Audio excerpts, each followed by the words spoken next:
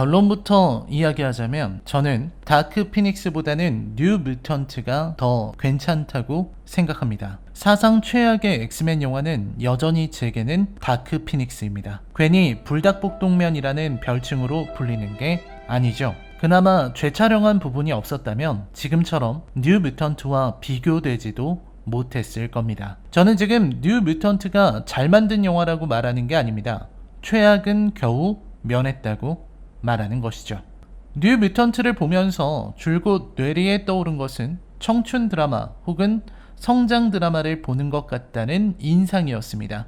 솔직히 말하면 저는 성장 드라마를 꽤 좋아하는 편입니다. 학교, 반올림, 카이스트 따위의 드라마들을 좋아한다는 겁니다. 넷플릭스의 루머의 루머라든지 버피와 뱀파이어도 제 취향이죠. 유치하지만 순수한 인물들, 10대들의 몽환적이고 다소 불안정한 모습, 그리고 뮤턴트라는 엑스맨 시리즈 특유의 설정이 더해지면 도저히 망칠 수가 없는 조합이 나오게 됩니다. 거기에 장르를 호러로 잡았으니 더욱 완벽하죠. 10대 소년 소녀들의 내면적 두려움과 자신의 정체성에 대한 혼란, 그리고 위기와 성장, 반목과 갈등과 화해를 그려내니 도저히 망칠 수 없는 조합입니다. 물론 더 대단한 건 그걸 다 섞어 넣고 거하게 망쳐버렸다는 거죠. 눈을 의심할 정도로요. 4번에 걸친 개봉 연기, 20세기 스튜디오가 만든 마지막 엑스맨 영화, 그리고 감독의 간절한 재촬영 요구라는 여러 이야기를 뒤로하고 뉴 뮤턴트는 우리의 곁에 왔습니다. 저는 오늘 뉴 뮤턴트를 조목조목 지적하고 비판하겠지만 그냥 한 사람의 영화 팬, 엑스맨 시리즈의 팬으로서 고마웠다는 말을 하고 싶습니다. 모든 마지막 작품은 뜻깊은 것입니다. 20세기 스튜디오는 브라이언 싱어와 함께 오랜 시간 엑스맨으로 달려왔고 지금은 폭스라는 이름도 떼버리고 엑스맨도 디즈니에게 넘기게 되었지만 그래도 20세기 스튜디오의 엑스맨이 준 즐거운 기억들은 영원히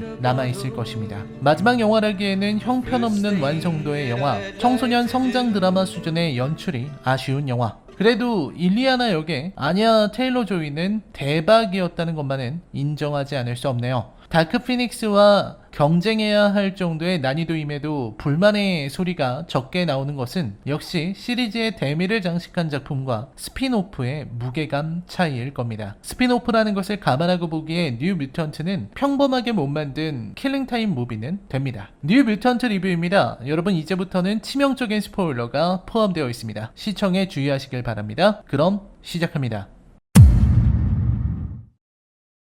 뉴 뮤턴트의 주인공은 블루 헌트라는 배우가 연기한 데니얼 문스타입니다. 원작 코믹스에서도 아메리카 원주민이고 원작에서처럼 정신계 능력자로 등장합니다. 영화는 데니의 능력이 미지수라는 설정입니다. 그리고 원작처럼 아버지의 죽음으로 상처 입은 데니가 보호시설로 오는 것으로 시작합니다. 아버지를 죽인 것은 데몬베어, 원작과 동일한 적이죠. 흐름은 평범합니다. 작품 초반부터 나오는 데니의 목걸이, 작은 곰 형상의 조각은 두려움을 조절하는 용기에 대한 복선입니다. 저는 처음 2마리 곰에 대한 영화의 설명을 들었을 때 어둑신이라는 우리나라 전통의 요괴가 떠올랐습니다. 내 마음의 두려움이 커질수록 거대해지는 녀석이라는 설도 있고 그냥 쳐다보지 않으면 사라진다는 설도 있습니다. 어둠이라고 하는 측면, 두려움의 크기만큼 성장하는 적이라는 컨셉은 동서고금 어디에서나 찾아볼 수 있는 것이죠. 뉴 뮤턴트는 내면의 두려움에 대한 영화입니다. 그 소재로 데몬베어의 전승은 그리 나쁜 선택은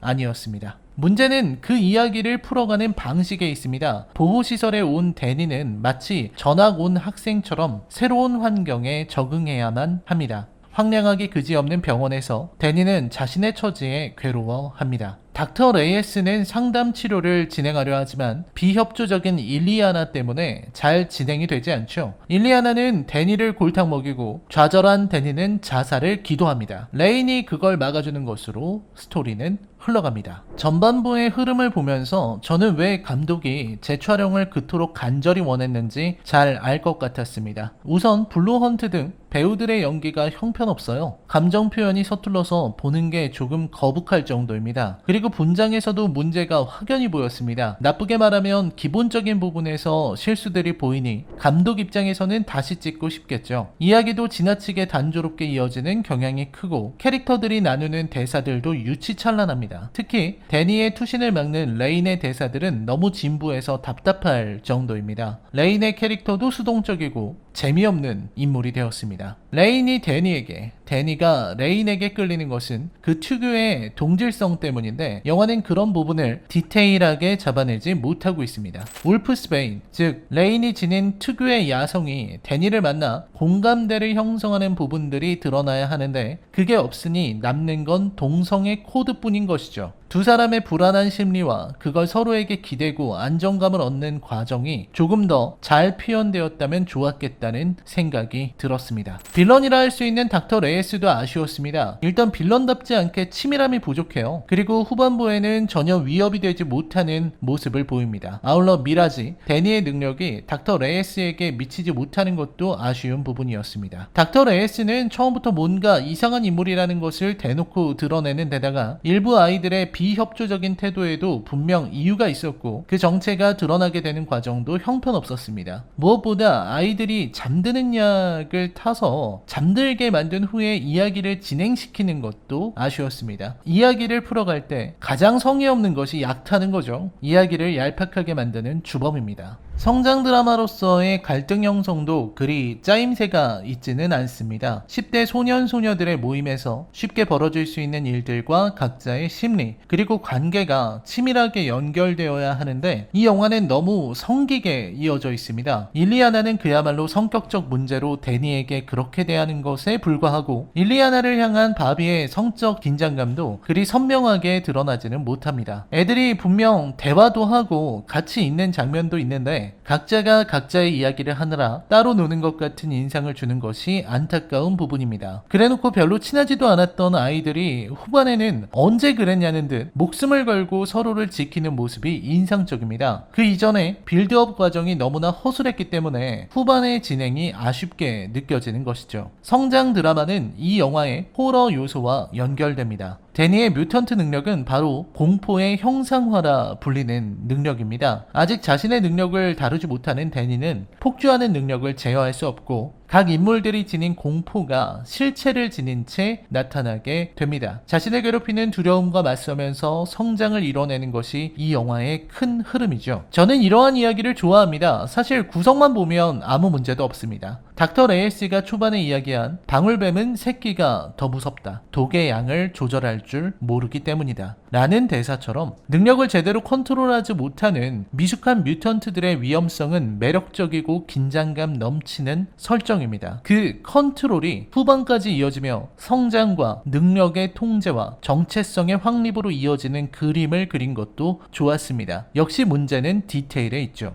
각 캐릭터는 내면의 두려움과 대결해야 합니다. 샘은 자신의 능력으로 광산에서 돌아가신 아버지와 광산의 광부들에 대한 두려움, 바비는 안아주다가 뮤턴트 능력이 발현되어 불타 죽은 여자친구에 대한 두려움, 레이는 신부님에 대한 두려움을 이겨내야 합니다. 근데 중간에 뭐가 문제였는지 그 두려움을 극복하는 과정이 대부분 생략되거나 어물쩍 넘어가게 됩니다. 중반의 바비는 자신의 욕망과 두려움을 동시에 드러내요. 일리아나를 향한 성적 충동이 곧 옛 여자친구를 태워 죽인 트라우마로 연결되고 닥터 레이스가 문제를 확신하게 되는 계기가 되죠. 여기까지는 좋습니다. 하지만 후반에 바비가 능력을 발휘하는 부분에서는 트라우마의 극복이 사라지게 됩니다. 즉 상처 입은 일리아나를 보호하기 위해 트라우마를 극복한다든지 혹은 안전하게 안아주기 위해서 능력을 컨트롤한다든지 하는 과정은 잘 드러나지 않습니다. 선명하게 묘사되지 않았기에 그저 적과 상대하기 위해 몸을 불태우는 걸로 보일 따름이죠.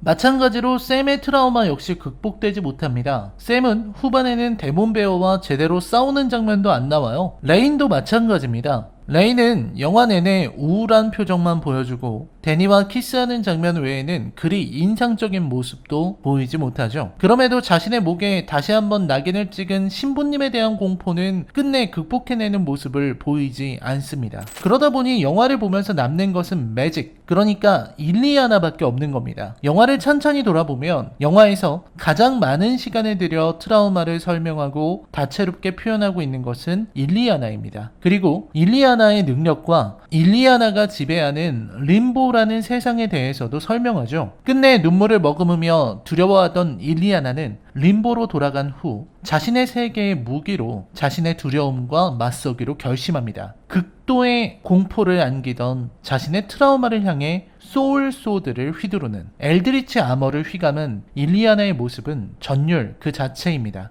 영화에서 자신의 트라우마와 정면으로 맞서서 이겨낸 인물은 일리아나와 데니뿐이에요. 영화의 클라이맥스를 할 수 있는 데몬베어와의 전투 역시 짜임새가 아쉽다는 생각을 했습니다. 결국 데몬베어의 해법은 데니에게 있을 것이고 데니가 마무리를 한다는 것은 쉽게 예상할 수 있었습니다. 문제는 역시 과정이고 데니가 정신을 차리는 동안 데니의 곁에서 동료들이 싸우는 과정이 너무 단조롭게 그려지고 있습니다. 우선 데몬베어의 능력과 파괴력이 다소 모호하게 그려지는 것이 아쉽습니다. 정확한 덩치와 정확한 파괴력을 제시하는 것이 차라리 더 나았을 거라 생각합니다. 게다가 그 데몬베어에게 맞서는 동료들의 활약이 다 따로 노는 것도 아쉬운 부분입니다. 일리아나가 작정하고 데몬베어와 싸우기 위해 림보로 초대하는 것 같은 장면도 나오는데 아무리 일리아나가 아직 능력이 개화되기 전이라 해도 자신이 지배하는 세계에서 데몬베어를 끝장내지 못하고 오히려 부상을 입는다는 것은 설정상 받아들이기 어렵거니와 이야기 진행에 있어서도 아쉬운 부분이었습니다. 차라리 림보로 들어가는 장면을 빼는 편이 나은 거죠. 지구에서 일리아나의 능력은 상당히 제한되니까요.